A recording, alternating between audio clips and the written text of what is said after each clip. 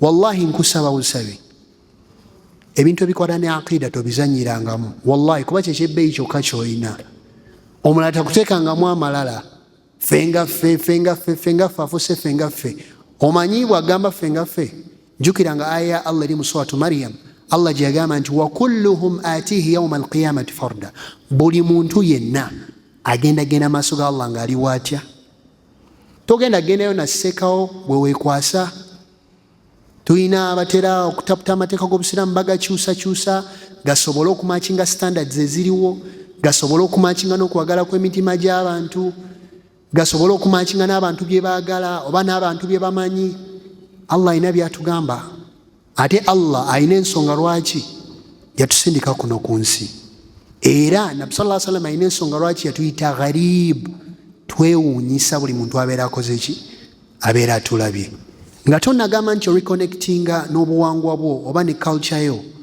sooka weebuuze nga Nabi Ibrahim alayhi salatu wassalamu yabuuza abantu be fama dhannukum bi rabbil alamin mulowooza ki ku mulezi w'ebitonde eyabatonda ate alina kyabeetaaza alina byabagamba wabula nammwe olw'amampaati mulina bye mukola ki wallahi kiswaza n'okufulumya mu kamwa nti nammwe mulina kye mugamba Allah agamba nabano bagamba naffe tulina kye tukola ki kye tugamba kyobola Nabbi sallallahu alaihi wasallam yagamba nti la yadkhulu aljanna omuntu tagenda kuyingira jjana man kana fi qalbihi mithqala dharratin min khardari alkibr omuntu yenna anaabeera n'akanyinkuuli ak'okwekuza ak'amampaati mu mutima gwe Nabbi sallallahu alaihi wasallam basahaba ne beewuunya ne bamugamba nti rajulun musajja ayagala okubeera ng'engoye ze nnungi ayambala engoye ezinyirira n'engatto ze ng'ayambala engatto nnungi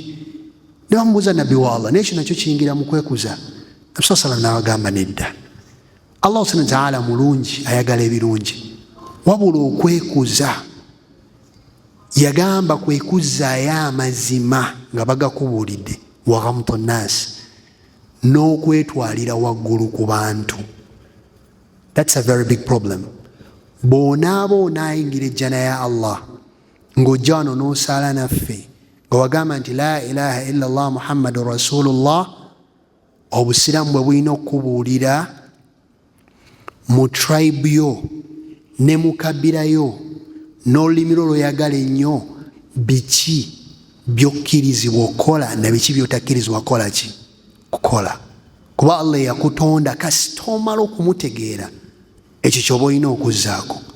Era abashiriku kyobola Allah subhanahu wa ta'ala yabogerako n'agamba nti wama qadarullaha haqqa qadri, nti abashiriku tebaawa Allah kifo kimugwana. Allah alagira nabo balina bye bakola. Allah bagamba kino eno bawaguza. Olw'omusajja bamutunyumizaako yagenda e Makka n'alaba ebigenda mu maaso, labye ebiwaji, n'atuuka nanywe n'agamba nze bino ebyeno sibirabamu njawulo nakusamira, ndaba kusamira kwennyini. Obadde okimanyi n'Abawarabu obusiraamu bwe bwajja baasimba ekyonga wallahi nga tebaagala buyitewo, era nga beebuuza afudde bakatonda ilaha wahida, bonna bafudde katonda omu. Inna hadha la shay'un ujab, kintu ekyo nga kyewuunyisa. Balina interest zaabwe ziri political, balina interest zaabwe ziri economical. Interest ezaali economical, buli awaalinga essanamu waalingawo akatale nga waliwo ababifunamu. Ekirala, abantu abasinga ojja kwesanga nti abamu tebanoonya na mazima. Amazima asobola okugawulira, wabula abantu bangi ojja kwesanga nga tebanoonya mazima, nga banoonya consistency, nga banoonya kubeera nti basigala ku ebyo bye baaliko. Era kyovola Allah subhanahu wa ta'ala boogerako mu Quran, bagambanga ffe tukolera ku ebyo twasangako bakitaffe. Awalau kana abaahum, newankubadde bakitaabwe la yaqiluuna shay'an wala yahtadun, newankubadde baali bakimbuyege nga tebalina kye bamanyi, wala yahtadun, nga tebali ku kubo golokofu. Kubo golokofu ki? Allah lyayagala. Tegereka bulungi,